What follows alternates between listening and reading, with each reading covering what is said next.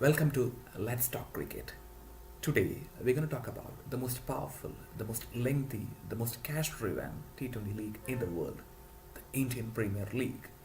IPL was started in 2008 as a response to the now defunct Indian Cricket League, but since its inception, it has transformed world cricket in ways unknown. As the tournament enters its 10th year, we're going to look at the competing teams of this year, and we start with the current champions, Sunrisers Hyderabad. Sunrisers Hyderabad were surprise champions for many in the last year's IPL. They won the IPL in a high scoring final, defeating Royal Challengers Bangalore in their background, and became the first team in the IPL history to win three consecutive knockout matches. They were ably led by the Australian David Warner, who top scored for them, and they had the most varied and competent bowling lineup in the last year's edition.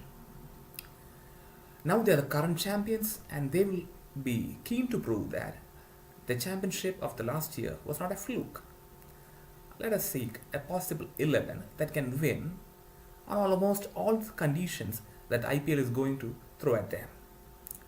The top order will be, as usual, Shikhar Dhawan and David Warner, both left-handers, and they had a wonderful year last year. Both of them scored very well. Shikhar Dhawan in excess of 500 and David Warner in excess of 800. And Moises Henriques, who was batting for them in the last stages of the IPL last year, will again be at number 3. Number 4, Yuvraj Singh, the Indian legend of limited overs. At number 5, Namanoja, the wicketkeeper. At number 6, Deepak Hooda. At number 7, Ben Cutting, the X factor that won them the last year's IPL final. At number 8, Chris Jordan, the English fast bowling all-rounder who finds himself in the squad as probably a backup to the Mustafiz Rahman factor, the Mustafiz factor that was a key element in their last year's championship. At number 9, Bhuvneshwar Kumar, India's swing merchant. At number 10, Praveen Dambe, the fierce competitive leg spinner. At number 11, Ashish Nara, the old wily cunning pacer. This is an 11 that can go the distance provided there are no form losses and injuries. If there is an area of concern for the Sunrisers, it's the form of their openers. David Warner has a horrible season at the end, which he struggled in all the matches that was played in India, and IPL is going to take place in this almost the same scenario, and the pitches will be the same. The option for him, that is the power play overs, will be available to him, and there will be no spinners bowling up front, and he can be assured in his footwork against the Pacers. And once he gets going, Sunrisers always has an electric chance of setting up a huge total. And Shikhar Dhawan, the left-hander, has also been out of sorts in the recent international outings. He has been dropped from the Indian Test squad, T20 squad, and was dropped from the last one-day international 11 that he was part of.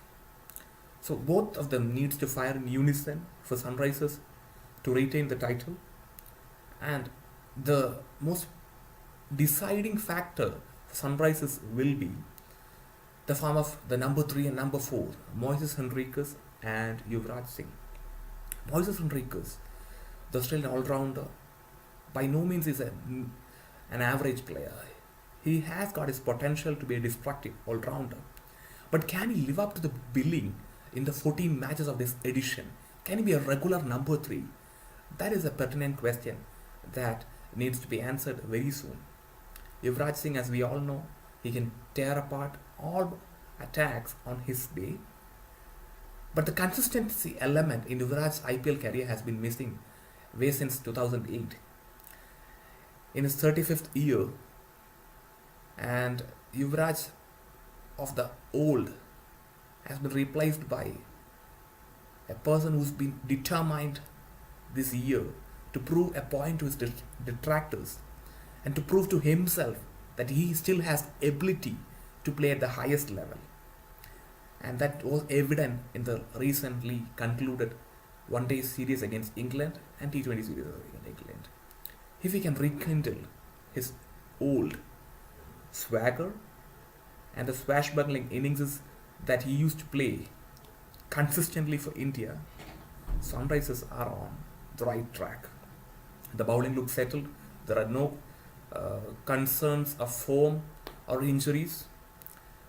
The team is fairly settled. The core group is the same from the last year. The mentors are the same, and they can repeat the history by becoming the second team after CSK to retain the title, provided they can get a good total upfront, because their bowling is good enough to defend. While chasing, they become somewhat iffy because they're overly reliant on David Warner to chase out totals. So I would probably prefer to give them a sure shot at the qualifiers, at the knockouts, because from the qualifying, it's anybody's game. So Sunrisers to me looks primed to get into the qualifiers.